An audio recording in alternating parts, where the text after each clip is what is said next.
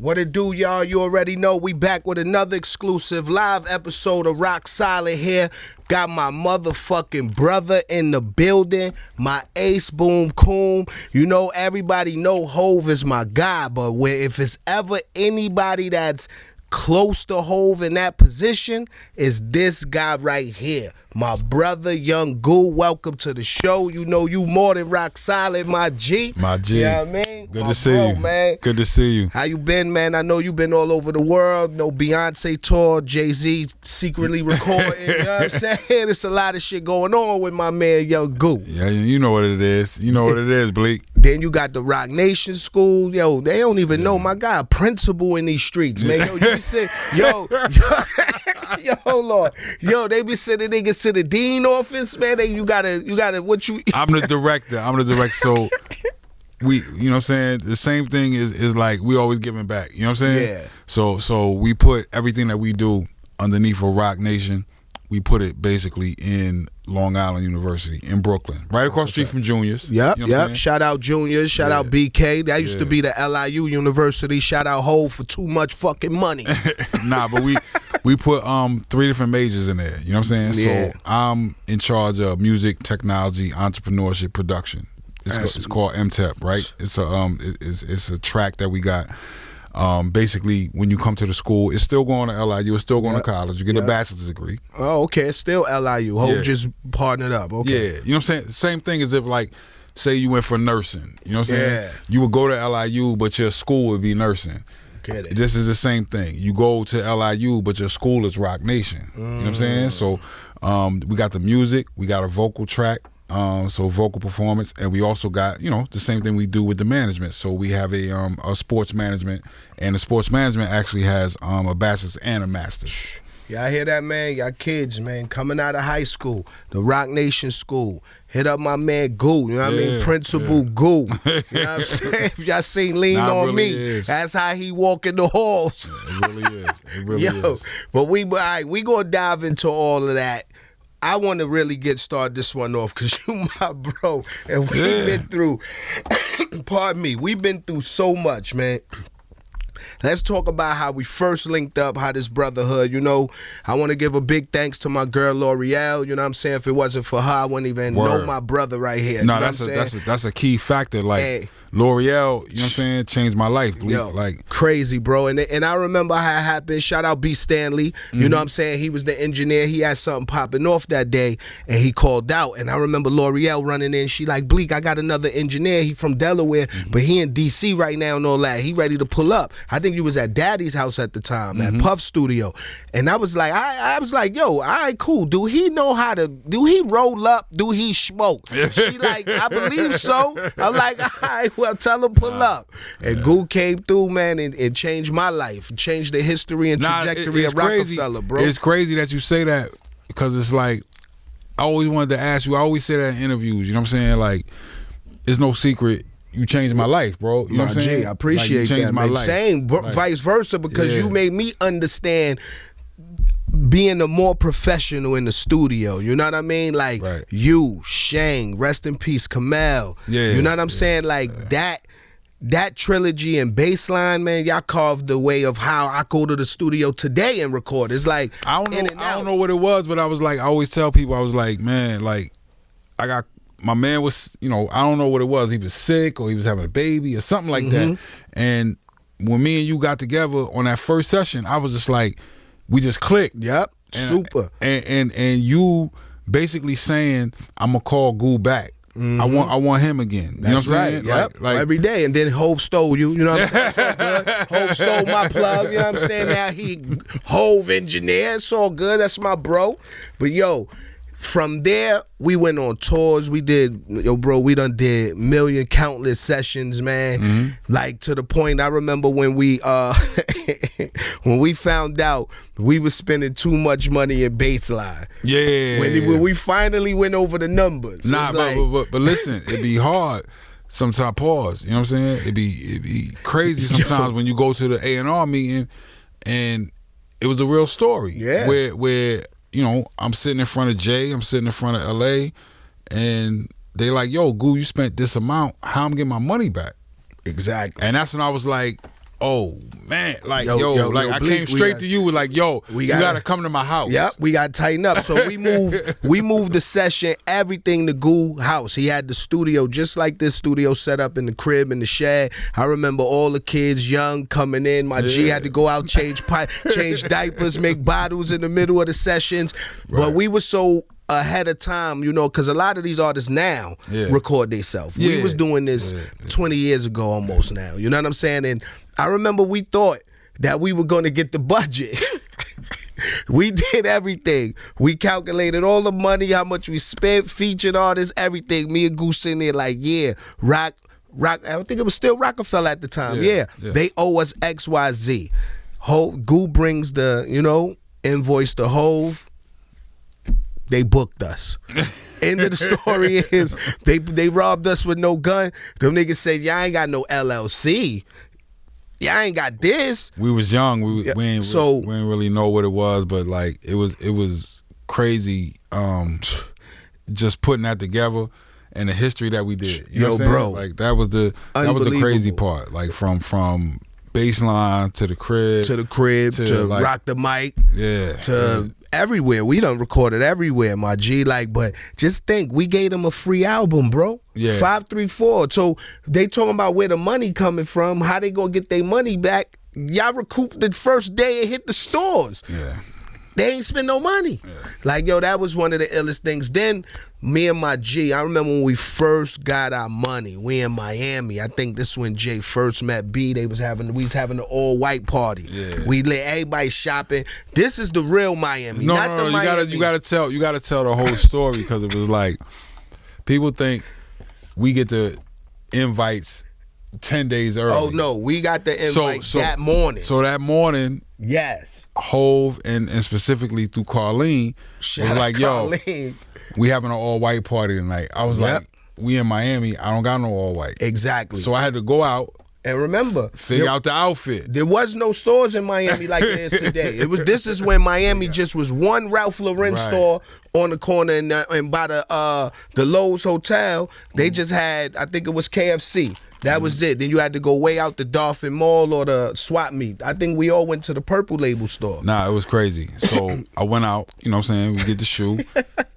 You get your little, but you can't just get white pants. You gotta get the linen. You know what I'm saying? So it's like, it's Miami, right, cool. Scarface. Boom. But I'm 6'5". They don't got all that in my G size. You know what I'm saying? We had to improvise. So you do what you do. That's right. That night it was crazy because it was like, yo, we started at one spot. Winthorpe. Right?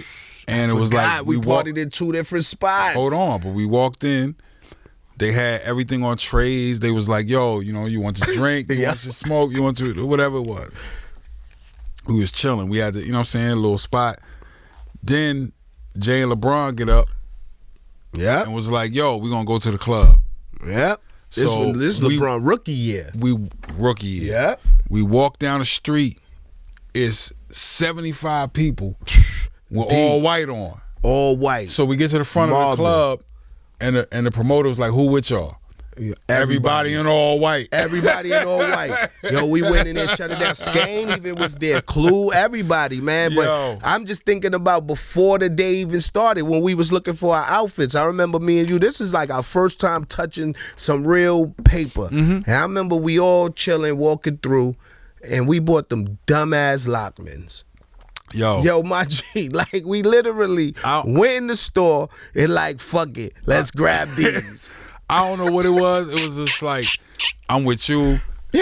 I'm with the crew. Free. Everybody was there. Beans. And we was getting it. So it was just like, yo, what you want? 5-10 for this watch? It's nothing. It's nothing. We was like swiping. We good. Everybody bought a like, yo, it's nothing. Me, you, Freeway. All in the same day. PD Crack even bought one that day. All in the same day. Yo, everybody bought a Lockman, and I believe that watch went out of style as soon as we brought it. As soon as we walked out of the store, the Lockman went out of business. That was the fun we was having, man. Word up. Like, we was young wildin', man. The Miami trips, you know what I'm saying? Like that, the month we spent in Miami, that was a brotherhood that was like, we couldn't, you know what I'm saying? We can't replace that. Like, but now that is a budget we blew. We blew that budget because we went to Miami for the Beans and Bleek album. Nah, okay, so slow up though. Slow up. Hold on. Because I always tell people this. Because I'll be like, yo, the Miami trip started, it really started with the party. No, hold on. It started with your brother getting hurt. Oh, yeah. Yes. And then Shout out Dre. Yes. And then we said, yo, we're going to move everything down to Miami. And we're going to go to Circle House. And we locked out Circle House for 30 days. That was the worst, yo. It's the worst and the best studio ever invented at the same time. If you can have your worst place and best place be in the same place. Shout out to Abibi. Yo, shout out BB. Yeah. Because that studio spoiled us, bro. Remember in Baseline, only Hove had the studio budget where they got the bottles of Chris or whatever they drinking. You saying the worst because it was too crazy. Too luxury. We didn't know what, like, we come to the studio, y'all got chefs, this the pool, the jacuzzi, we got young females breezing through all day. Niggas like record. Right. Nah, we damn near Rockefeller porn at this point. Like, we ain't trying to make no records. I might need them to holler at us. That's crazy. So we basically blew the budget. But one thing I gotta say, I always said this: Freeway took full fucking advantage. Right. No. Yo. What was crazy was we was down there and you was working. Beans was working, but y'all was working at opposite times. Because Beans a night out. Like you were super early. Wake 7 up, in the morning, 8 in the morning. 7 in the morning, get my money. You know what I'm saying? And I would tell people like Bleek would be at Baseline by like 9 in the morning. That's right, 9 o'clock. Beans would call me at like 11, 12 at night. It won't and show be up like, yo, I'm coming from Philly. 3, you know what I'm saying? And be there too. All night. That was like, we seen it in Miami. So then Freeway was like, after 3-4 days, he look at Justin and be like, yo, like, you giving all the beats to Beans and Bleek? I can't get nothing. So we was on our way to the strip club. I remember we used to, right? Man, That's what we did. We was in Miami. We was on our way to the strip club. And Freeway was like, yo, come on, Just, like, let me get something. And he cooked up Rock the Mic right there. And that's when it flipped to becoming a state property album. Yep, Free came back with them smokers, because the only record me and Beans did was Hypnotic. Yeah, but that's still we got records done. Yeah, y'all did more than they that. Just never came out. We got a couple out. unreleased Beans and Bleek records. It just never came out. We just never dropped it. We never finished the project. Nothing. But you made me argue you into Hypnotic. Yes, cause that's the illest. Cause I ain't even want to do that. Yeah, you didn't want to do the beat. Nope. Beans had. That's another beat that I was like, yo, Bleek, you gotta do this beat. Yep. It wasn't until Beans set the whole tone. Remember, Beans had the studio dark, candles burning. Yes. I come in there, everything Hypnotic. I was like, oh, wait a minute. Yeah. Now I feel the vibe. Let's go.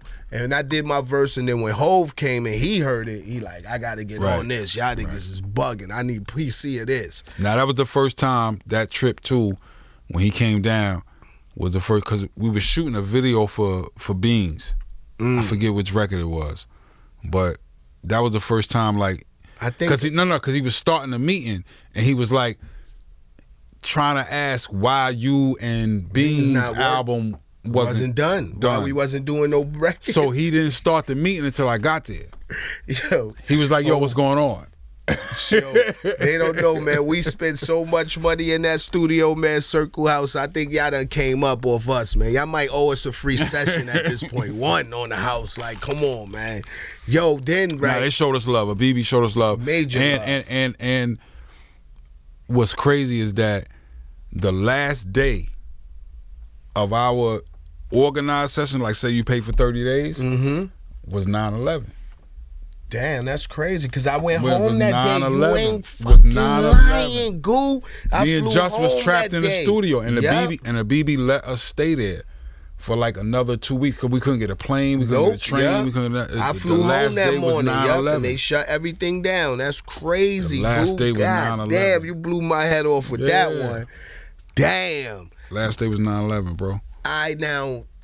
I had a real question that Nori, he always texts me. He like, yo, I don't care who from Rockefeller, you got to ask this question. But before we get to that question, I got a question of my own. Out of all the artists, of course, not exclude Hove, exclude me. Cause that's like bias. You came in with me, so I don't want you to be like, yeah, you.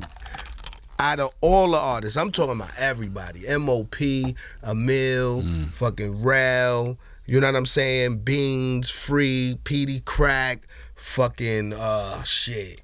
Young Guns. The Young Guns, definitely. Fucking Owen Sparks. Yes.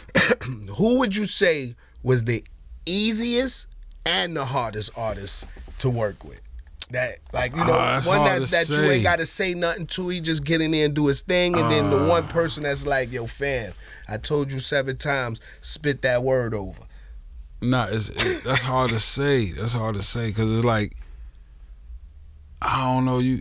Because I remember it'd be like, and I'm gonna say it. Only you. It's me and you, so the people will understand, right? Yeah. So it's like almost like your kids. Mm-hmm. So I love all my kids, but they different. You know what I'm saying? Yes. So like my oldest daughter and the way that she is, my second daughter, my twins. You know what I'm saying? No, like they're all I ain't different. Trying to get you to shit on the nigga, so a nigga don't call them for a session. It ain't about shitting on. No, it ain't about shitting on them. I don't want niggas to not get called for a session. Let me explain to you what I'm saying. It be different emotions. Yes. You know what I'm saying? Yes. So Hove is gonna like sit there and figure out the rhyme and like say, Gouda, this makes sense and boom, boom, boom. Me and you is on a like, this my brother. I'm making joints with him. You know what I'm saying? Yo, I ain't go front. You used to have me frustrated sometimes because I write a rhyme. Gouda be like, yo, and I ain't gonna let you say no bullshit. You said that word 3 times already. Please, come on. We gonna put that word all through the rhyme? You serious? Word. Word up. Because I'm trying to be like, yo, like. And then when Jeezy came out repeating whole sentences, I used to be like, I would have been the first. We was trying to make the best rhyme. Word up. You know what I'm saying? Yo, I used to be like, Goo, and trust me, and go. But look, nah. Even that, when you saying that, that's the fact that me and you could like, you know what I'm saying? Yep. It ain't no like, yo, he trying to play me or this and that. You know what I'm saying? We brothers. So that's right. Like, it was, yo, bro, come on. I never took nothing personal all the days. We making the best records. We did everything, man. Like, I remember me and Goo in the crib recording, man, and we hit a block. Like, we ain't know what to do. So me and Goo like, fuck it. Let's go to the store, get some we smoking backwoods, We like, let's get some backwoods. And we run into a nigga in the store. Like, yo, Bleek, what up? Yo, Goo, I make beats. Yo, I live out here in Newark. And Goo like, all right, yo, I know the homie from the block. Come to the crib. Right. And we end up, he come to the crib, played us some heat. We end up doing Hater Free that night. Yeah. And fucking, he turned out to be Shay Taylor. Now out here producing for Beyonce. Out here moving. Shay, you owe me a beat. Because if I never bought Backwoods, you heard? Mm-hmm. We did, me and Goo done been through it all, man. But one thing I got to set up, because Timberland and Swiss, they got verses. I got my own verses. We going to do this one. And if anybody steal this idea, somebody sue them for me. Because this, you heard it here first. We need a DJ verses. And the first 2 people on my DJ verses is my bro and Just Fucking Blaze. Oh, you gonna go there? Yo. You gonna go there?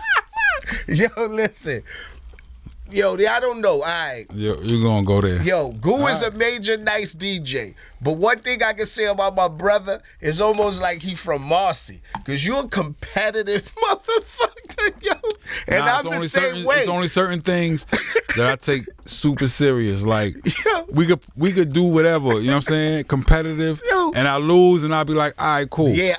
But it's certain things that I take super serious. I think that's one of them is basketball. And one of them is DJing. I think that's the only time I ever saw you like that upset. Like usually, you upset, but you compose. It's over some family shit. This happened, nigga, bullshit. Nah, what happened was I'm gonna tell you the whole story. So it was the day that we was doing the EPMD record over with you and Beans. Yep. So what you're saying? So we was happy because we was like, yo, we're gonna get DJ Scratch to come in and do the scratches live. You know what I'm saying? So we set up, we rented. I didn't even know that part. Yeah. We got Scratch to do it over.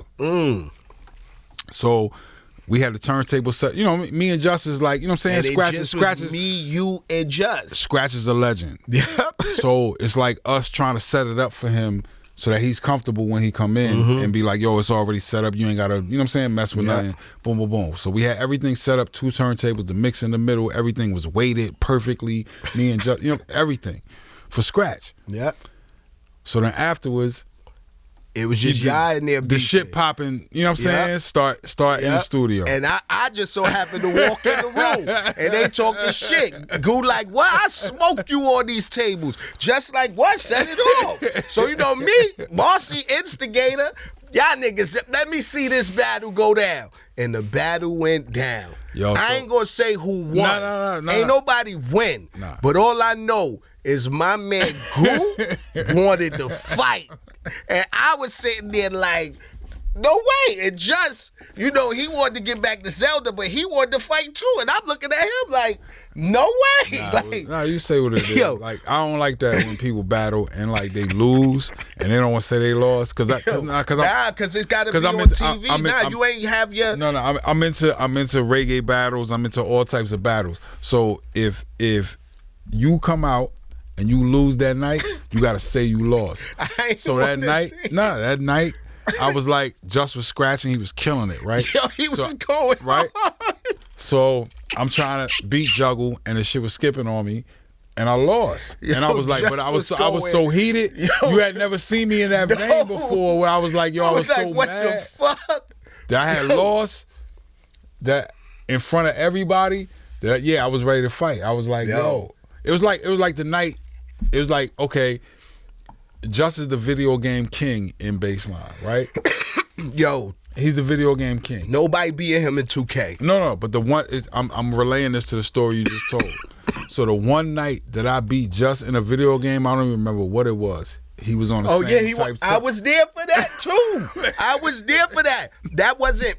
I think it was NBA Live because it wasn't 2K then. It was NBA Live on Madden, and you whooped them in the room right and see, there. That like video games are something I don't care about. He broke the controller and everything. I video was there games for that I don't too. Care about. Yo, listen. But these two he was niggas ready got to go. secret drama. They love each other, but they got major competitive beef, and I love it. That just so happened to been there for both of y'all competitions. But another thing. Goo, and I ain't gonna lie, I done seen the book of Hove. Shit, I done seen the book of Eli. That was really dope. Now, how you feel like you can't skip over that. So first of all, everybody got to realize that we kept that a secret from Hove. I know we kept it a super secret from Hove. So it was like, you know, something monumental to be like, yo, 50th, you know what I'm saying, hip hop. What I would like to get out there, or what people don't really realize is the museum was doing fine. The library wasn't. That's right. And so with Hov stepping in, making this exhibit, it brings the library to a certain point. You know what I'm saying? Where people are now getting library cards. You know what I'm saying? And like all of basically, that. You know, kept the library going. Like for your hometown. You know what I'm saying? Right? Straight that's in Brooklyn. That's a staple. That Brooklyn library been there since, man, I could remember. So we try to keep it a secret until they like wrap the whole out front with then the everybody lyrics. On, you know what I mean? Everybody on there. And my man Meek Mill too. Shout out Meek, that's my bro. He said the direct flair. But yeah, the Book of Hove, I ain't gonna front. That blew my mind just to be in the museum. Like, I'm born and raised there. You know, my grandma's is from Ebbetsville. You know what I'm saying? So I walked past that library my whole life going to Prospect Park. So to walk in the library, bring my kids there, and they be able to see me, the history that we accomplished together is remarkable, man. Like, there's no words to put to that. But I was saying that because you gotta make your book, Goo. Seriously. Yeah. I think it's time for you to release your book, like, because Baseline didn't roll without Guru. When Guru said, I gotta go home, I'm going to take a shower, the studio basically was closed. Everybody just sitting there playing dice on the pool table. Niggas just sitting there watching YouTube. Niggas is bullshitting in the studio. No, it was a super, like, intuitive. It was an intuitive, broken down everything step by step. Basically, Pro Tools book for dummies. Like they have the crash course for people who don't know, you know. And I feel like that book taught me Pro Tools for the nights that you used to leave, and I'd be like, damn, Shane, where the book at? And Shane to show me the book, I'd be like, this wire go here, this plug and go here, we hit this button, Shane hit that button, I'm gonna run in the booth and do this verse. And from there, I bought a laptop, bought an M-Box, and bro, I used to record shit. I did the record with MOP in my hotel room. Yeah, nah. Like, you heard the fame on the record, like, damn, y'all don't take the mic in the bathroom or nothing? Like, so that's all for you. So I feel like that book is pivotal. Like, people will want a copy of that and learn from that, because what these kids doing today, man, is not what we learned. Trust me. Cause I get it. It was just, you know, for the people don't realize I was there for 4 days straight. You know what I'm saying? I'm like, yo, I gotta go take a shower. Yep. So while I'm gone, here's how you work everything in here. You know what I'm saying? So that the work don't have to stop. But that take time. Yeah, like, of course. to break down. You see how you walked in here? You like, yo, these plugins don't have no compressor. Yo, Bleek, they bugging. 90,000 for the board. It's not one compressor. Yeah. I tell people all the time, Goo is the oracle of this shit. He will walk in your studio and tell you, yo, it's not right. Everything is off. Everything is wrong. It's just like how a painter walk in and know the paint is not right, bro. Like, it's not smooth here. It's lumpy. Yeah. You know what I'm saying? And that's how you are. That's what Baseline was like. You know what I'm saying? Yes. We had it the way we wanted it, and you have to worry about the equipment. No. You know what I'm saying? At all. Now you go to studios, equipment ain't right. OG Ward spent that grip. He made sure everything was A1, and if it broke, we bought a new one. And it was comfortable, and it was like multiple rooms, and it was like, you know what I'm saying, the vibe that we had. Why all these dudes that got studios with multiple rooms? This is a good, because you said it was multiple rooms, and we never had this problem. And I know you know what I'm about to say. You go in all these studios, the A room got AC, but the B room don't. What the fuck is that about? Like, everybody B room just hot. Like, yo.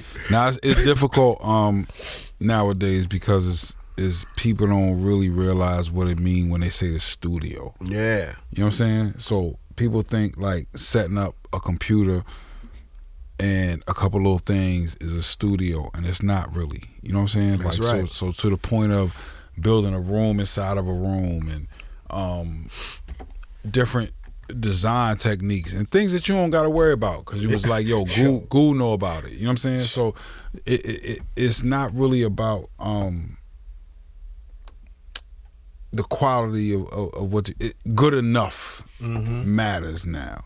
Not great, not perfect, not, you know what I'm saying? Just good it's enough. just good enough. It's like in the 65 on the test. Yeah, it's like in the 65. I don't want 100. I passed. I'm good. Yeah, I passed. And you're right. That's what's going on today. It's just good enough. It's not great. These kids not perfecting and not taking their time to learn the craft. Like, you know what I'm saying?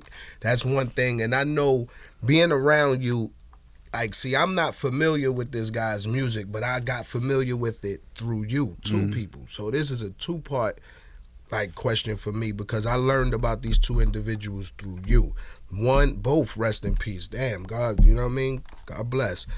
Jay Dilla had a major influence on you, Goo. I hear, like, it's not a studio session go by that name don't come up. Yeah. And then MF Doom. Yeah, so I would have not known who the hell that was if it wasn't for Goo. He used to make sure y'all niggas gonna know what this underground sound like. I do it, you know what I'm saying, backwards. But Doom was like, my man Ben, Big Ben. You know what I'm saying? Rap, bring us all together. Yes. Right. So my man Big Ben was a hype man. They used to call him Big Ben the Klingon in the Doom, you know what I'm saying, world. He was one of my dudes that used to come down, you know, when I was at Howard. He was a Howard student, and he would bring like Lord Sear, Curious George, all of them, you know what I'm saying, be rhyming against my dudes. And that's how I met MF Doom, was through Big Ben. But Doom was just like the rhyme patterns and you know what I'm saying? Like, it was different from what we was doing. Yes. But he was super nice. Yeah, he was dumb nice. Super nice. And super then nice. The Dilla thing was like, I had never heard nobody chop records like that and make, you know what I'm saying, the drum pattern so loose. And then the ill part was early on, he was messing with B-Hop. You know what I'm saying? Yeah. And he was like, you know, like helping them in New York. Like, not managing them, but like helping them. You know what I'm saying? Like, yo, I'll try to get you some. Yeah. That's crazy. I never met him. No. And the crazy part is, I said to him, I was like, yo, just give me a session with him. Like, I just want to see if it's real. Like, way early. And he got me a session. He got me a session. You know what I'm saying? For people that don't know, that's Jay Cousin. You know what I'm saying? And he got me a session. And I sat there with Dilla, and me and him just rolled up all day, smoked. You know what I'm saying? He was making joints. And I was just like, yo, this dude nice. Like, dumb nice. Yeah. You know what I'm saying? But he was every producer. Yeah, he was every dumb producer nice. pays homage to Jay Dilla. Like, because his swing, you know what I'm saying? And the looseness of his beats was just like, and the way he chopped samples was crazy. And you know, that's what we was on every day. Yep, all day. Yo, talking about that chopping samples, this wasn't even something. How you feel? I'm gonna have my homie up here too, because I wanna ask him. But yo, tell niggas, man, was it real in the studio with the Bleek and the Just Blaze shit, my G? Like, bro, it's like we had to keep these dudes separated. Well, I'm the person, and I can say this proudly, who has always tried to mend that particular relationship. Thing. Yeah, because it's like, yo, nobody in the world can say that they have tried harder than me to mend that particular thing. I feel if we would have kept them, if them two would have stayed in the studio, A and B room, I don't think Rockefeller would have saw a day it could end. You know, again, because when Big left, that's what Boy Ye on. I can only have my, you know what I'm saying, my way of saying, how can I broke a peace thing? Because when Bink left, that's when Ye came around harder, and Ye filled that B room. But it was Bink in the A room first, and just Bink was definitely, for the history, Bink was definitely the first person at baseline. First person. Like, a lot of people think, you know, Just did a lot of the records, but they don't understand. Bink did a lot of our records. But then it's like, I don't want them to, both of them are part of a history. That's right. That is never be magnificent. And it's bigger than life. And y'all the reason why it's history. Yeah. And that's why I want them together, because it's like, you stronger together than apart. Especially in the team, man. Yeah. Like, you know what I'm saying? Like Hov say, when the family is nobody wins when the family feuds. Yeah, I would just, you know, want it on record that, like, you know, I've definitely over the years tried to put even up to now, have tried to be like, how do I, you know what I'm saying, make it a peace thing between that particular thing. We might have to have a versus. Fuck it. Don't niggas play the record. Nah, not even that. Not even that. Like, just on some real, like, you know.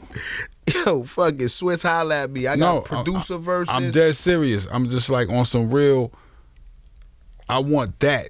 Yeah, to be no tension, no nothing. Cause they both two of the greatest producers I ever worked with. I ever worked with. I can honestly say there's not a record or a beat Bink played me that I was like, nah, go to that one. It's not a record or a beat that Just Blaze played that I was like, nah, not that. I made Just give me Round Here. Remember, he didn't even want to give me the beat. Like, nah, this. I give you a lot of credit for Round Here too. Yeah, cause back then, Just made the beat.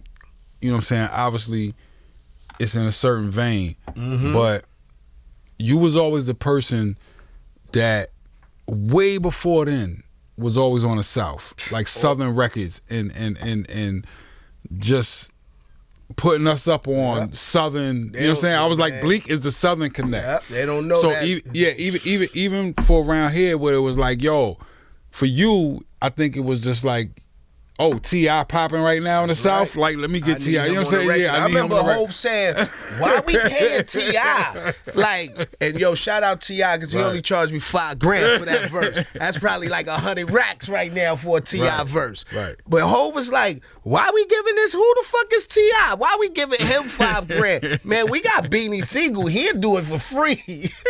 And I'm like, yeah, but everybody know Beans down, man. Like, I need a new nigga. Nah, the round here was definitely it was a perfect like you record. A lot of times people don't know where it'd be like your personality, you know what I'm saying? So to me, round here was just like a perfect you because you always been, and I mean everybody from the South, you always been on Southern like, music. A lot of people don't know that BG album, all Trick Daddy albums, come on, man, all of them. That Book of Thugs, come on, that still get rotation. Like, you know what I'm saying? Mystical, before all the other shit, the Mystical, where he was the James Brown. You know what I'm saying? I used to play a lot of that shit. Yo, I was on the South, man. No Limit, Cash Money, Hard. You know what I mean? 8-Ball, MJG. Fucking kidding me? I was riding dirty out here in New York. Y'all have no understanding, boy. So of course, a lot of people would definitely want to know. I know. So this ain't a question from me. This is, like I said, I tweeted out, yo, any questions y'all got for Goo? Niggas like, yeah, ask Goo. What a session with Hove is like. What they mean what it's like? I guess they mean like, how is working it's with the Hove? same. It's the same as like me and you. You know what I'm saying? Like we sit down, we listen to music, we pick a beat. You know what I'm saying? And that's part of my what I do. I can't tell you what speak to you. No. So I'm gonna bring you what I think is good. Yes. You know what I'm saying? And then what speaks to you, then I'm gonna say, what is it saying? And then you start coming with a concept and spitting ideas, and I don't ever want somebody to think like I ever wrote one of your, you know what I'm saying? No, Yeah, when you sitting there and you like, yo, this beat is saying this, and this might be the hook, or this is the verse, then I start going, okay, take the thes and the its out. Yep, that's the one. You know what I'm saying? Take the. Yo, you saying the for everything, Bleek. Yo, you bugging. How many it's is there? Like, chill, change that up. But the flow could be better. You know what I'm saying? But so it's not like. That's what vocal coach. People would say vocal coaching. You know what I'm saying? It's not necessarily. I'm not telling you what to say. But how it's just just when you write, I'm there with you while you writing. You was definitely the A&R / engineer. You wasn't just no engineer in the studio that just press record. So that's what it'd be like with Hove. Is it's like, you know what I'm saying? With Hove, you know the rhyme gonna be good. You know what I'm saying? Is it the right thing that we supposed to be saying at the given time?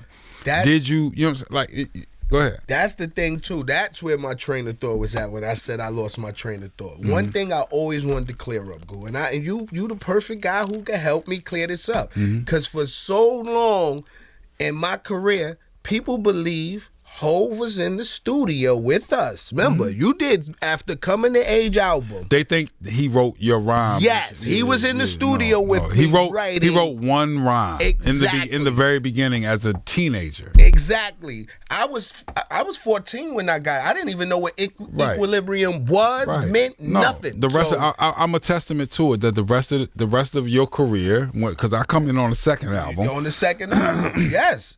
Is you writing all those rhymes. Exactly. Right. Like, because you know, when we was going to do the verses, you know what I mean, with Santana, one thing Santana said is, you can't, if you're going to do the verses, you can't play none of the songs that Hove wrote. And I said, all right, cool. I wasn't playing Coming to Age anyway. Yeah, it's one song. So you got a fucking problem, my man. You better rethink that. But you got to think too. Okay, let's say a young kid. No, just think about it. A young kid, you getting on in the game. Hove gives you this paper and says, memorize this. And as soon as you can do this, you can get on. But let's just think of Coming to Age 2. So you wrote Coming to Age 2, and you got to realize that Coming to Age 2 is a mental sport. The whole thing is that the verses are all in somebody's head, and y'all really, throughout the whole song, if you listen to it, y'all only said, yo, what up? What up? One time. We never spoke. It's all what we thinking. It's all a thought process. It's if you listen all to that thought. song, it's all thought. The whole thing is, what's up? That's it. I saw little homie, what's up? That's it. We never spoke. It's what he thinking, I'm thinking, and I'm thinking he's thinking. Like that song, if you really dissect that record, right, man, that shit. That's why I say, man, back then you took, like you said, you couldn't be good. You had to be great. Mm-hmm. And when I came out, it was no dudes my age. Like, of course, you had Ja Rule. Ja Rule is a fucking next level phenomenon out there. Keep telling him, let me hold 3 muscles, I'll be good. He was just next level, writing all kind of big records. What was dope though was like the thing of like being at Baseline, making records, knowing what that meant because we had a perfect trifecta. Yep. So it was like me and Hop is gonna be in the studio with y'all making records. Yep. You know what I'm saying? So then Lenny is gonna be in the office. Lenny gonna be the fly, you know what I'm saying, fresh every day, like boom, boom, boom, boom, boom, boom, yep. And everybody loved Lenny. And then it's gonna be G, and G gonna go around and kiss the babies. He gonna, you know what I'm saying, get the thing signed. He gonna do G doing that. And then Bobby Dash hitting the radio. Yep. So all of that worked together. Yep. It was all cohesive. Everybody moving as one unit. Right. And that's what made Rockefeller so great at that time. And I always say that was the best time of my life because I ain't have to do nothing. All I had to do was go in the studio and rhyme. The next day, Flex, Clue, and them playing it. It's like, oh shit, I ain't even know they got the record. That's because Bobby Dash took that record and took it to the radio. But a lot of artists don't realize that, where it was like, that's the part that you missing. Yes. As to why your record ain't popping. Yes. You know what I'm saying? You need that guy that's going. Bobby used to be up there bright and early all day, hanging in High 97, hanging in 105. Be like, Bobby, where you was at? He's like, yo, I was at the radio all day. I'm in Baltimore tomorrow. I'm on these guys. We was on everybody. What was crazy to me was like, one time when you called me, you was like, Ghoul, I see everything y'all was doing that I ain't understand. You know what I'm saying? Word up. It was like, yo, that's when I got the seat of the warehouse play. Yeah, because being from the artist side, you know, you just in the studio writing rhymes. And I called you and Jay when I got this chair of, you know, trying to be the CEO, run my own company, and you start figuring out, like, hold on, you paying this, it costs this, you need this person for that. It's like, wait a minute, Goo was doing 7 of those things, and then Jay handled all of this. Man, I gotta call these niggas and thank them, because I didn't even know it was this much work into putting out a project, man. Like, I just thought, write the rhymes, you pick the beat, next thing you know, it's on the radio. But it take a lot, man. It take money. It's more than money. It's more than raps. Yeah, it's more than money, and that's the other part you gotta let people know. Yeah, because people think you could just put money into it and buy it. No, and it's not that, because then the richest people will have all the hit records. That's right. You know what I'm saying? You can't buy it don't make sense. You can't buy a Grammy. You can't buy a hit record. It don't make sense. But you do need the team. Yes. Where everybody believe and everybody is like on one accord and everybody, you know what I'm saying, is moving like, okay, this is the decision. Yeah. Whether or not, and that's one of the things of soldiering. You know what I'm saying? So if you're on a team and your opinion is heard, you may not agree with the decision that everybody made. But you on a team. That's right. So go with the decision. Like, that's how it happened with going back around here. Remember, Jay and Leo didn't want that record to come out. No, it's plenty of records, bro. They thought that wasn't going to be they like first single. And I don't. And here's where the people mess up. You can't take it as like Jay and Leo didn't mean you no harm. No. They doing what they think is the best thing for your career. That's right. So like a Southern record. Okay. So what? Let's say they was wrong. Cool. They still got the wisdom. So we don't have to sit there and be like, yo, you was wrong a million times. No. Let me get some of that. Right? We just be like, yo, it worked. The same thing they told me for what we do. Goo, it don't have no hook. And look, that was they immediately said to me, Goo. Me and Hop was like, yo, this is the one. And they was like, Goo, it don't have no hook. For what we do. Yo, I never even noticed that. Yo, you know, I never noticed that, bro. That record, you right. It don't have no hook. And I say to people all the time, yo, radio don't play records without a hook, because that's what they used to tell me. But goddamn, what we do is wrong is a fucking phenomenal record. But I don't even look at it like that. That's what I'm saying. I don't and when I say look at it like that, like as if they messed up, they doing what they think is right. That's right. You know what I'm saying? That was even as a parent. You know what I'm saying? Like sometimes as a parent, we come in and we teach our kids based off of what we think is right in our time period. That's a fact. It may be different for their time period. I had a conversation like that with Daz.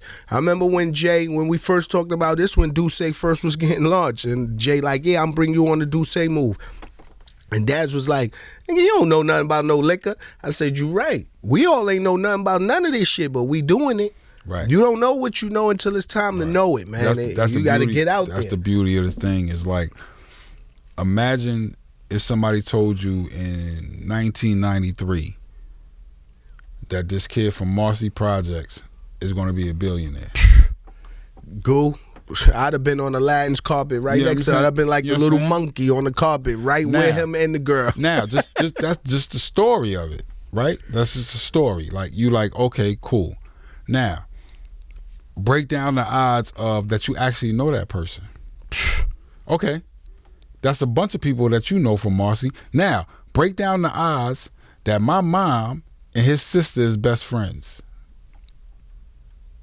Yo, I got a story for that one, man. Because I remember asking my mom. This probably was like 2 years ago, and I asked my mom, yo, what made you move to Marcy? Because we originally from Brownsville. Like, my mom's was born and raised in Rockaway Projects, Brownsville. You know what I mean? Sutter Avenue, Rockaway, Dumont. That's my. Yo, it bugged me out when I found out that you was related to Duck Down. That's right, Sean Price, my cousin. Rest in peace. Yeah. Still Smith and Wesson. You know, shout out Buckshot. Yeah. The whole Louisville, the whole Duck Down, man. That's my family. I grew up with them guys, man. Putting in work in the Ville, watching them come grind into what they became mega successful. You know what I'm saying? So I saw both sides, the underground, and then I was with Hove and Marcy, and it was like, that was kind of tough juggling, because it was like, damn, do I fuck with my fam? Do I fuck with my man from my building? How do you go? So like, y'all ain't mess with each other back in the day? No, we did. I used to try to get on with them, but them niggas, I remember Sean Price used to always tell me, him and my cousin T White,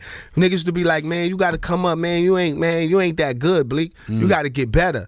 So I used to be like, I'm working, I'm writing. Then I used to go be around Still. This is back when they was super wild, because they was all in D-Ceps. So Still used to be like, nigga, you too little. You can't be fucking with me. It's wild out here. Get out of here. So, you know, he used to shit on me until we, you know what I mean, made records and hit these streets and started moving. What's wild is I ain't never go to Brooklyn until me and you went to Marcy together. No way. Nah, I was always with Bronx. That's crazy. And nigga, I don't know Bronx. nothing about the Bronx. That's one thing. Brooklyn niggas don't go to the Bronx, and Bronx niggas don't go to Brooklyn. And I don't think it's because we too wild. That shit too far. That shit too far. That shit number trains. We like, nigga, I don't know where I'm going. All of my Howard dudes, right? Like on my Howard. That's right, Howard you. Yeah, all of my Howard dudes is Bronx dudes. So that's Jackson Avenue. St. Mary's Projects, the 2 and the 5. Yep. You take the 2 and the 5 from 34th. You know what I'm saying? So I had never went, and then me and you went one day. I forget what it was. I don't know if it was Marcy Day or something, but me and you went to Marcy, and that was the first time I ever been in Brooklyn. That's crazy. Yeah, the Bronx, we definitely, I don't know shit about the BX. All I know is Fat Joe and Big Pun. You know what I'm saying? Remy. BX is my fam. You know what I'm saying? Now Ice Spice. Jackson Ave. You know what I'm saying? Oh my God, I can't forget my guy A Boogie with the motherfucking hoodie. You know what I'm saying? That's all I know about the Bronx High Bridge. That's it. You ask me anything else, I'm lost, blood. Mad BX love. Yeah, I'm lost. You know what I'm saying? Yeah. Fucking I'm glad we cleared that up, because a lot of people thought, you know, Hov was out here pinning the guard verses. But you know, one of the illest sessions I ever had with you, and I woke you up for this session. But hold on. Before you even go there, do you feel like I put too much pressure on you in terms of like when it was flipping and it was like people was just saying anything, and I was just like, nah, Bleek, you can't just say anything. Nah. And then you used to argue a lot. You know what I'm saying? Nah, thank you for that. Hell no, nah, man. Like the anything rappers, they gone. I'm still, I'm still here absolutely. because you ain't let me say anything. Right. Niggas would have flushed me down the toilet, spin cycle one time, get them out of here, flush them. Yeah, nah, I get it. But I used to be like, super critic. Yes, hell yeah. Goo was the major critic. So I don't know how y'all think I wasn't getting busy because my man made sure we got busy. You kidding me? Like, I remember when he first brought Ninth Wonder around, man. Yeah. Ninth to me, just is one of the greatest chop, right? He could chop, that nigga chop some shit up. You don't even know what the record was. Ninth is the greatest flipper.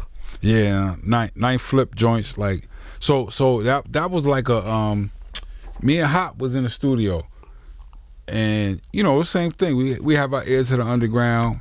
We was listening to the OK Player joints and we was hearing the Little Brother joints, and then they came with this joint called Speed, and I was just like, yo, what is this?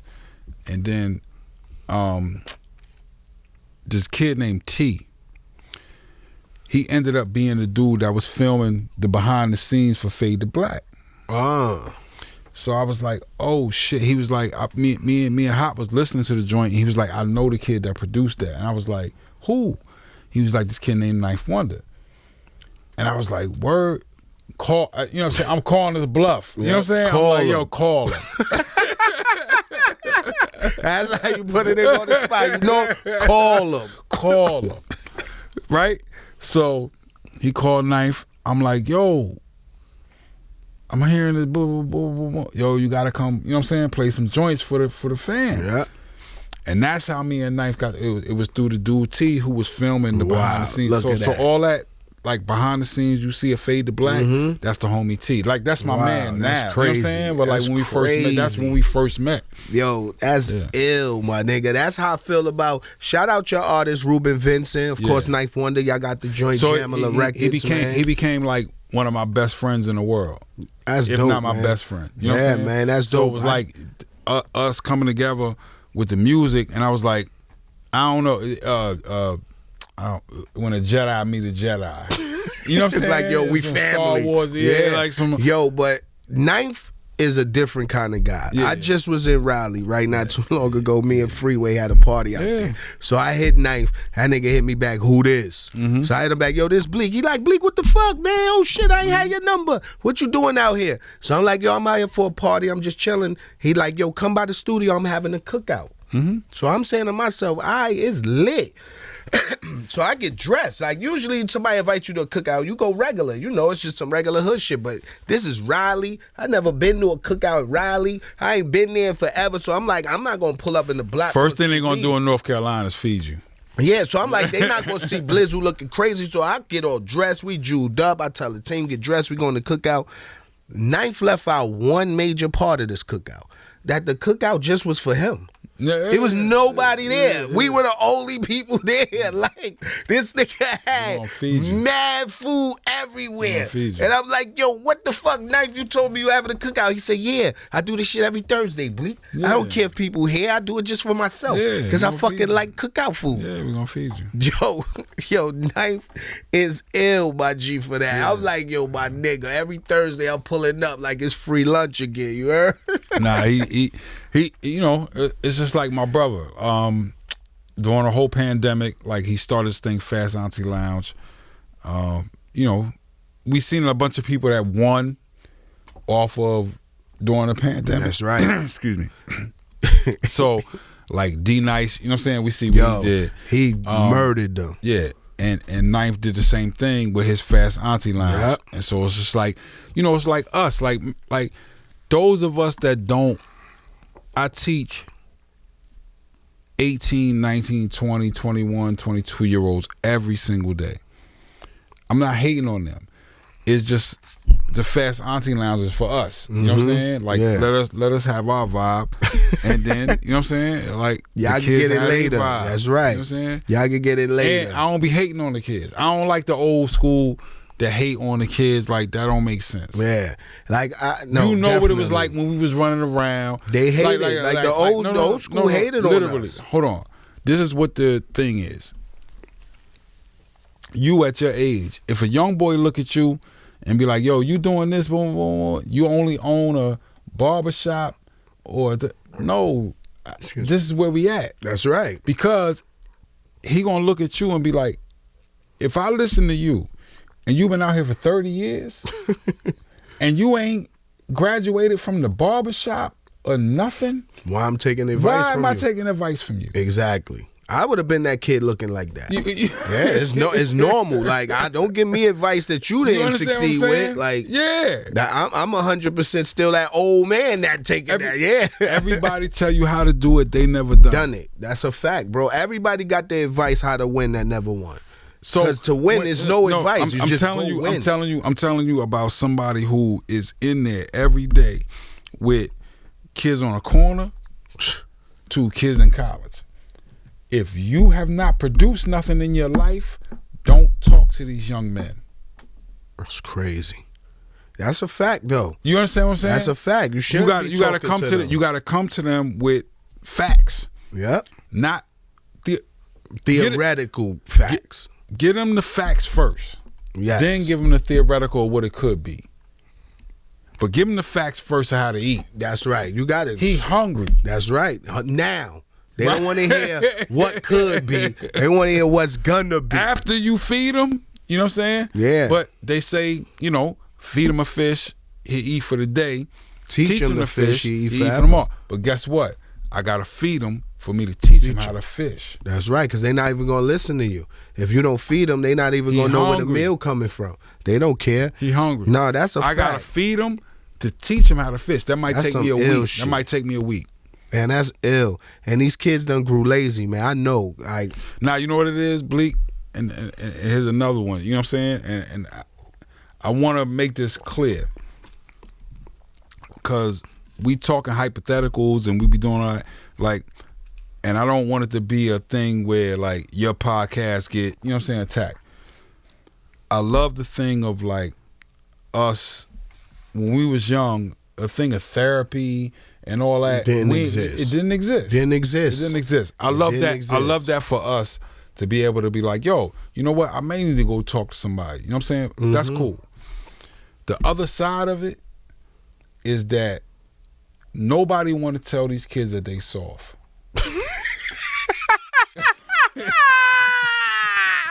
Yo, chill. I'm trying to tell you. But that's the truth. No, but hold on. Hold on. I'm with them every day. So, at the same time, you can have somebody that's empathetic and understand real generational trauma, real trauma that comes from so many different angles. I'm with them every day. But you know what happens? I get a 19-year-old that the little amount of discomfort is traumatized. No, you're uncomfortable. Yes. I deal with it. You got to bust through the uncomfortable. I got a son, so I see it, man. That's not trauma. Yeah, the uncomfortable is not trauma. No, man. It's just you uncomfortable, man. And it make them soft. Right.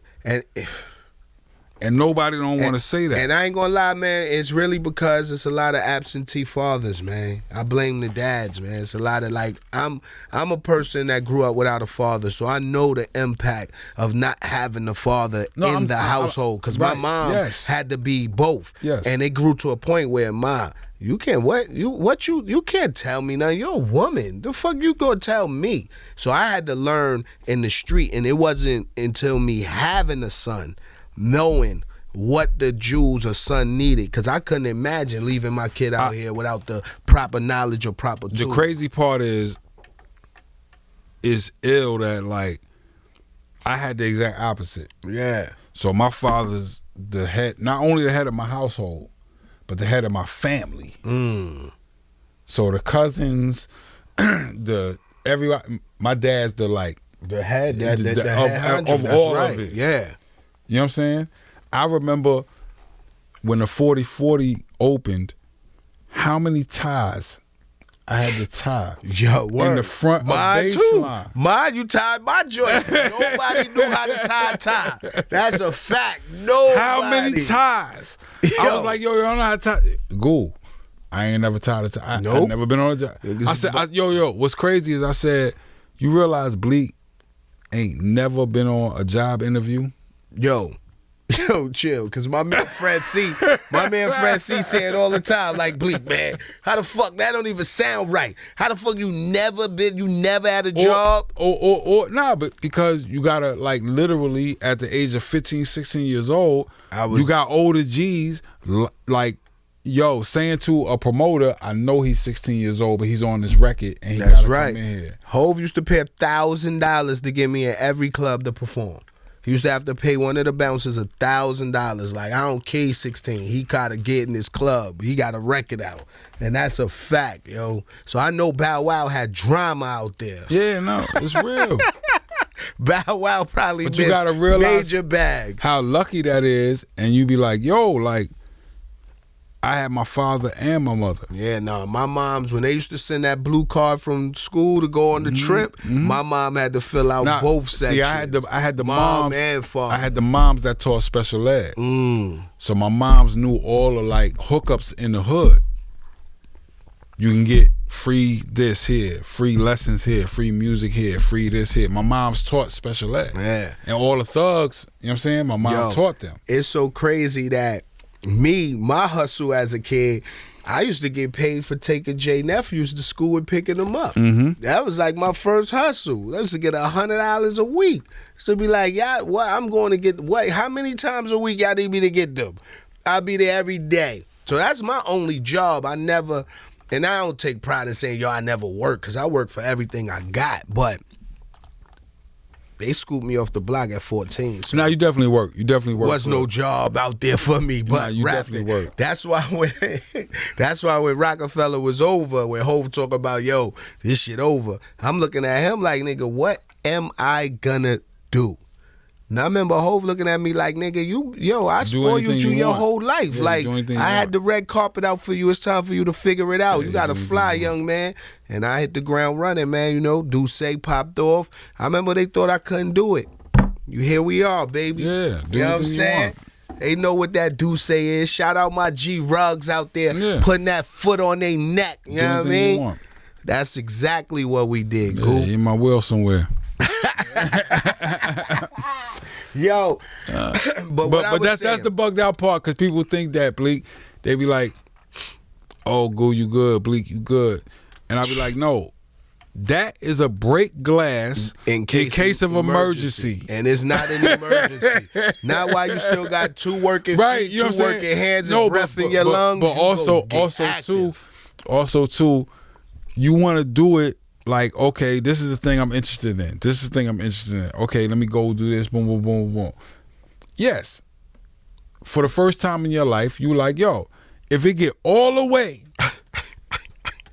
to where I ain't got nothing, then I'll break that glass in case of emergency. Other than that, we out here grinding, man. No, because this is somebody you love. That's right. So the point of view becomes, this person already has to deal with a whole lot of stress, a whole lot of people trying to talk to you, boom, boom. Why would I add on to that if I really love you? Exactly. It's the same thing of, you know, I'm gonna keep it funky. I be trying to, like, you know, protect everybody, but it's like you saying, yo, Carlene didn't give me these amount of tickets. Oh, yo, no, I can't wait to we get gave Carlene you 7. We gave you 7 first. We gave you 7 tickets and first. You wanted more. Yeah, Carlene, that's my girl, man. So she said on top of that, I could give you 2. You ain't say that part. You ain't say that part. It's cool, but that's my point. On a show day, I'm never going to stress Carlene. No, not on show day. It's no, she barely. That's like me. God she answered that phone. That's like me on a show day. Around 4 or 5 o'clock, I'm gonna turn my phone off. That's right. It's a because wrap. As much as this is a thing of like, yo, I'm gonna come watch the Jay show, I gotta perform, and I gotta be on point on time. I gotta be on point and lose my fucking job. Yes, if I'm not on point completely, straight up. You understand what I'm saying? Because that's what I mean. So I'm never gonna stress my people on those particular days. I already know what that is. That's right. They don't know how hard it is. First of all, them Jay-Z, Beyonce, those M show tickets, man. This is why I love my G's, man. Y'all think it's easy like me and Google just sit here. Yo, we need 10 tickets. We pulling up. Yeah, you better have 10 cashed out tickets, because every seat with every ass is a paid seat. There is no free ass and no free seats out there. That's like me saying, no, but just listen. That's like me coming to you and being like, yo, you my man. Your wife work at Circuit City. Yeah, I need mad TVs. I need mad TVs. Yeah, for plug free. Me. Yeah, plug me. Put me on. Hook me up. Wifey in there. I need all the TVs in the back. Not plug a discount. Me. I need them free. I need it free. Yeah, you don't even want the friends and family form, price, nothing. I just need them free. I said, yo, fam, I don't work. I work for Jay-Z. That's right. I call I Goo. do not work for Yo, Beyonce. listen, for the Beyonce shit, I even call Goo. That nigga Goo like Bleek. Now, you know, I don't got no plug over there. There's only one person you can ask for that. You got to call Big Dog. That's. I don't feel like I'm supposed to be the person that's supposed to add on to the amount of stress already, no matter what city you in. It's a superstar in that city. Mm-hmm. And they expect to get a free ticket. That's a fact. They expect to be well taken care of. That's a fact. They expect to, like, even talk to, and I'll be like, if she even, you know what I'm saying? I seen them tell certain people, get out of here. But just listen. You still got to be super on point with the dances, with the outfit changes, with the lighting, with the... Yo, Goo, chill. You was in Africa with us, right? Yes. Where you like, yo, you got to be on point. You just brought back a memory. Yo, you remember I almost died in Gabon, my G. Yeah. And I love my African people. I fucking love Africa. Listen, Tanzania, Gabon, Cape Town, Nigeria, Ghana, fucking Joburg. We done been everywhere. But this one... Talking about when the electricity gave out. Not that was at the hotel. I'm talking about the club where we performed that. Yeah. Remember, we did stadiums, the whole Africa. We did stadiums. And this one particular spot in Gabon, I fucking almost died. Yeah. Because I don't think y'all came with me. I went with Randy to the show before y'all came. And we getting through, so all the people bum rushed the car. So Randy telling the people, yo, y'all got to clear that gate. Hove never going to pull up to this show. Y'all got to clear the fence. So me, I'm just sitting back not talking, just watching. So I'm like, all right, I want to see how they going to clear, because it's about 10,000 Africans in front of the gate. So I'm like, how they gonna clear this gate? So I'm saying to myself, what the fuck they gonna do? These niggas pulled up a box truck, opened the back of the box truck, and let out like 20 dogs. And they had, you know how in New York, we got the batons, the shit they pull out. No, they had tree limbs, like bark from the tree, as like a weapon. And they told them, yo, you gotta clear the fence. They put so much blood in front of that fence, bro, that I literally had to tell him, yo, chill. Hove don't want y'all clearing the fence like this. Y'all gotta chill. Y'all violating. Just tell people to move. You don't have to bust everybody's head to get them to move. Like, chill. So that's what had me thrown off. My takeaway was like, I had to meet y'all in Taipei, Taiwan. I don't know if you remember this. In Taipei, I remember we was in Taiwan. We was in Taipei, and we had to get which album was it done? I'm trying to remember which album it was, and I had to bust through the front to get to y'all in Taipei, Taiwan. It was crazy. We had so many tour stories, yo. Like, and Hove was the foulest, man, because you know, Goo, I used to hit the street, go get the weed for us. Remember, I felt the weed in Japan. Yeah, that no, nigga. No. Hold on. Yo. But I'm going to tell you, the best steak I ever had in my life. I'm going to tell you, the best steak I ever had in my life was in Japan. That's right. With you. Shout out my bro Nick Yamazaki out there, you know what I mean? Big.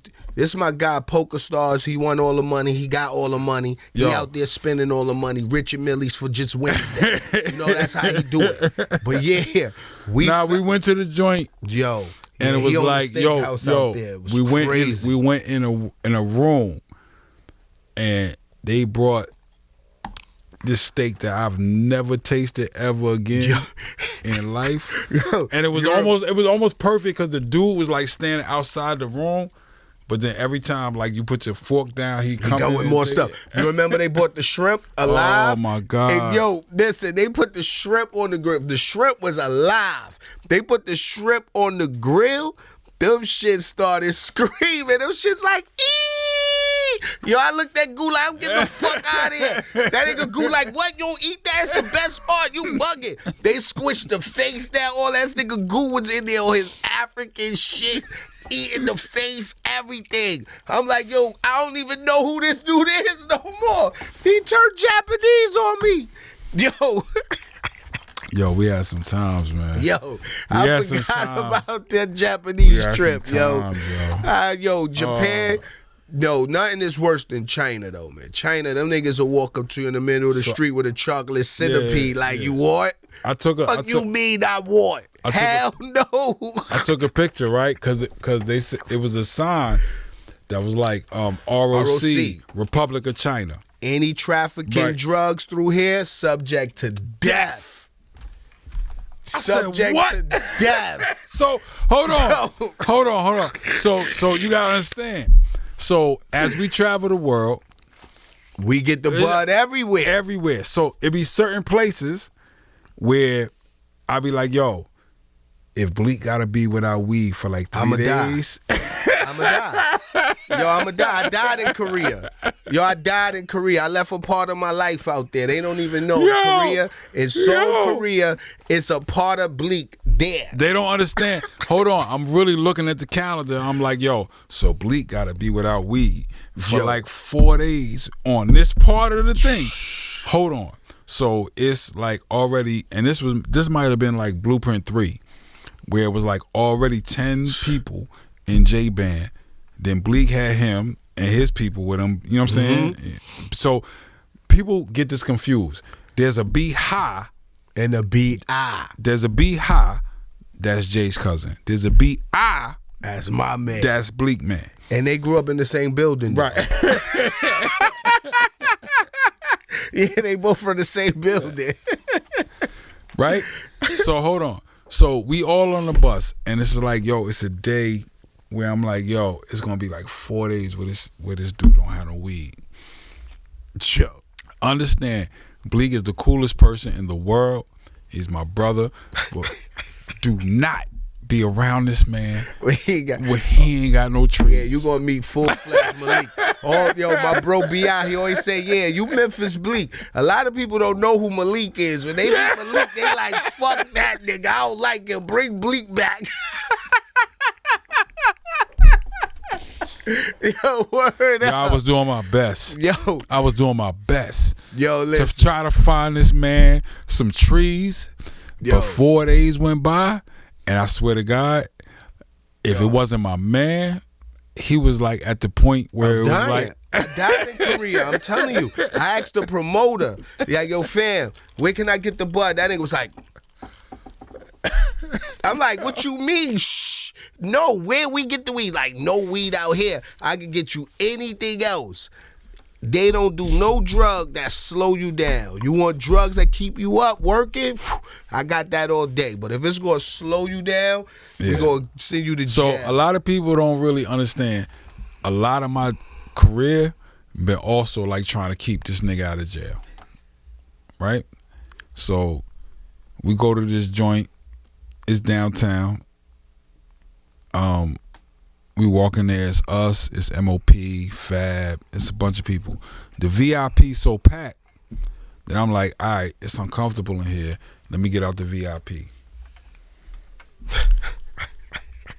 I don't know what the fuck happened.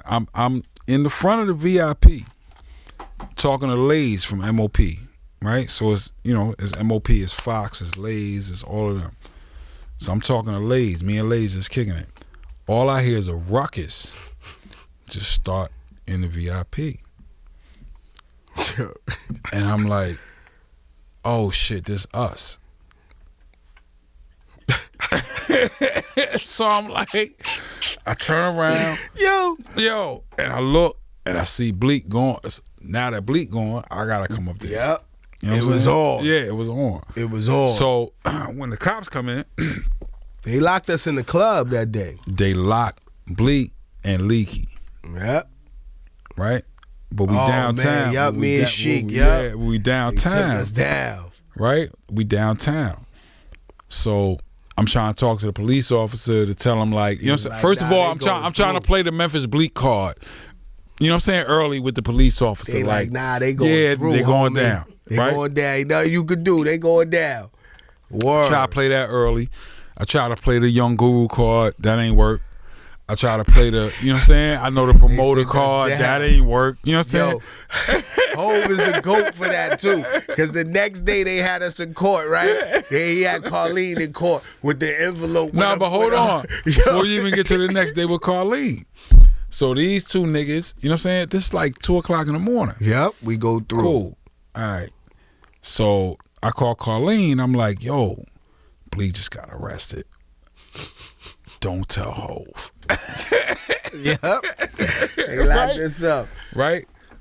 So we go down there, and these two niggas is in the pen on some gangster shit, making it worse. Yeah. Throwing shit, fighting niggas. Yeah. I'm like, we had yo. to make room, B. We need that bench. We ain't sitting on no floor. We need that bench. Niggas gotta move. They know how to book and get. Forget all that gangster shit. I'm trying to get you out of here. Word up. They know how to book and get. We ain't sitting on no floor. My nigga Sheik know. Trying to get you out of here. Yo, but yeah, Hov sent Carlene to court the next day. She had $100,000 in the envelope. Yeah. Like, call the lawyers, Carlene. Yep, just in case. I got to bail you out. But yeah, me and Sheik had to go to trial for that. Nah, that was for crazy. That bullshit, man. Crazy. Shout out Stacey Richardson, too, because she beat the case. I had on a white suit, man, and she was like, yo, if y'all beat this kid up this bad, broke his jaw, did all of this, and you got on a white suit, how come ain't no blood get on you? Like, I don't know, girl. She was like, well, we gonna put this suit in court. And this that's was how a normal night going case. Out with Memphis Bleek. Word this was a normal night. Regular shit, my or G. That or it's plenty of nights, again, back at that time, we was like running up and down the whole East Coast getting bags. You know what I'm saying? Going crazy. Bleek, if it's north of DC, Bleek is gonna go tell the Turtle Top to go to AC. That's right. We on our way to AC, baby. Shout out my nigga AI. Used to see Allen Iverson in there all the time at the 3-card poker table. Yo, I'm trying to tell you, if it's north of DC, we out. Bleek is gonna go at 2 o'clock in the morning. AC, my He's nigga. gonna go, yo, let's go to AC. That's a fact, yo. So I would take out a certain amount of money, and if I lose this, I'm done. These niggas will be in there till like 6 in the morning. Till the sun come up. We used to leave that motherfucker, the sun up. We driving back down to Jersey. Yo. Drop me off at my house. Yeah, we used to be on some ill shit, man. One of the illest days that we had, though, that turned out to be one of the best sessions was the day we was in the studio, and I forgot what studio. I think we was in Rock the Mic.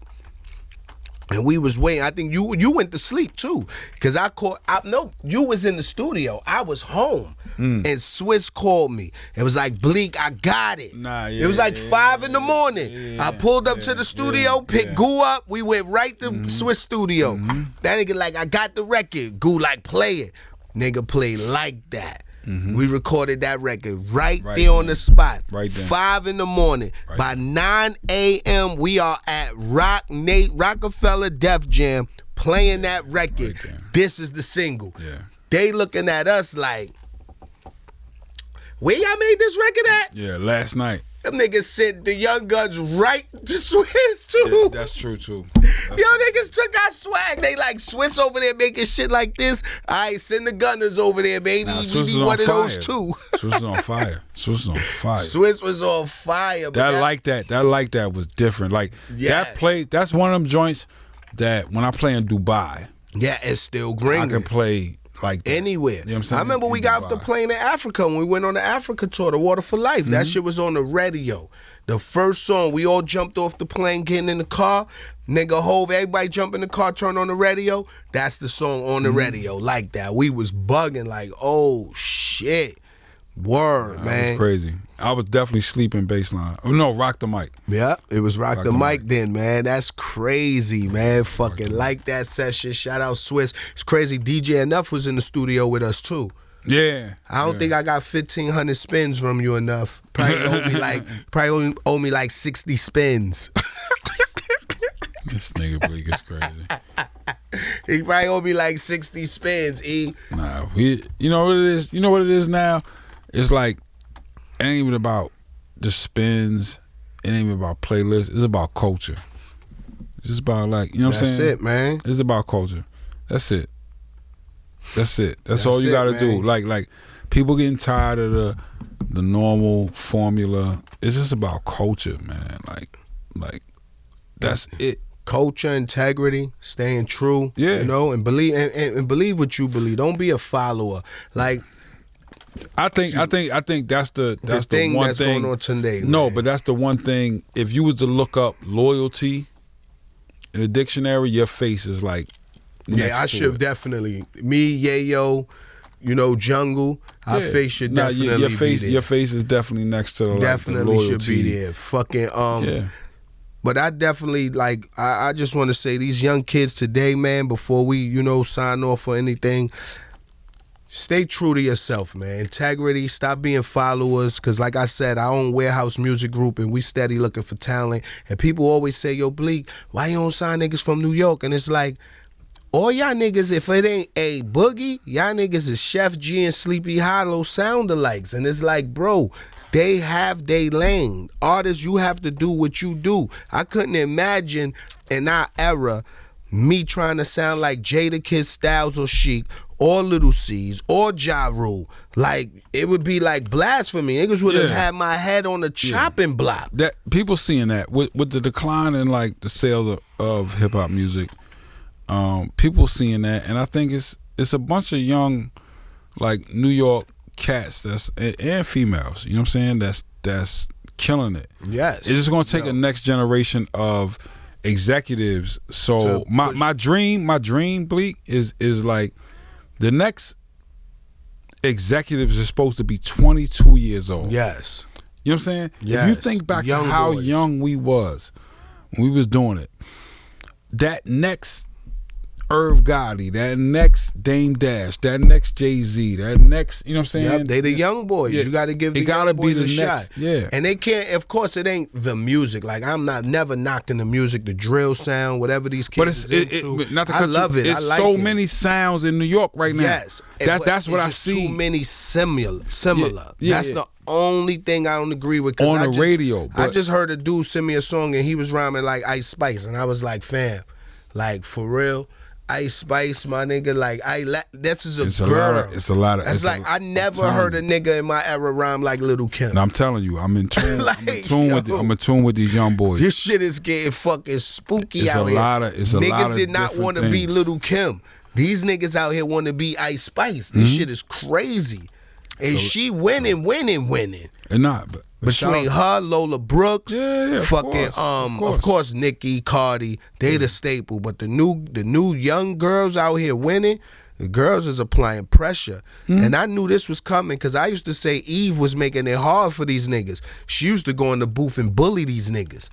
You got Remy been bullying niggas. You know what I'm saying? And now the girls is like, they fuck. It only makes sense. You know what I'm saying? Like, I've been saying that for years. Like, if you think about my whole career is through women. You know what I'm saying? So from Nonchalant. Yeah, y'all got Rhapsody. You know what I'm saying? Nonchalant was a beast. Like, that whole thing. But the thing about it is just like, they gotta let them be them. That's you know right. what I'm saying? And not put them in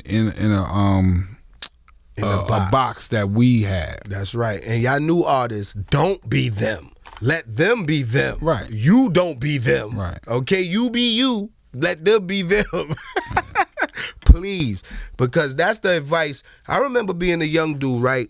Before Jay, Jazzo, I remember Jay used to be coming through the hood with Jazzo. Before they even gave me an opportunity, I used to always ask them, yo, what's the advice you would give me? Like, I remember telling Jazz, yo, bro, I have troubles writing hooks. I don't know how to write a hook. And that nigga was like, just keep writing.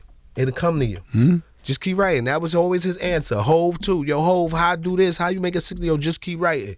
You'll get it. So that's what I give. You got to develop your own sound by just keep writing. Tune everything out and do you, man. Trust me. If you great, We gonna figure it out and we gonna notice.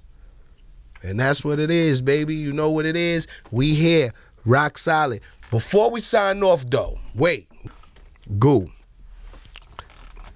How did you feel when Beans came at the crew?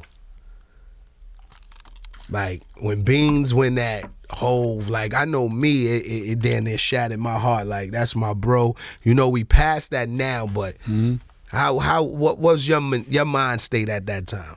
It's always be elevation. You know, everybody feel how they feel at a certain point, and I just be want to have conversations. That's it. You know I feel like conversations can be the solution to all problems, but some people always got a problem for every solution. Yeah, not my guy Siegel. But still, it don't matter. Like, there's nothing that can't be talked out. There's nothing that can't be addressed. There's nothing. I feel as though, like, as elder statesmen. That's right. And especially people that been through it. Even if it's not just an example for a younger generation, there's nothing that nobody can't talk through. That's right, and can't get to the bottom of, man. That's it. And you know, I'm glad we passed that. You know, it was a dark era for our crew, man. And my last question before we get out of here: you think it'll ever be a Rockefeller reunion tour? You think it's possible? No, absolutely. Ooh, you heard it here first, baby. Absolutely. ROC Solid, you know what it is. We remain. Absolutely. Boom.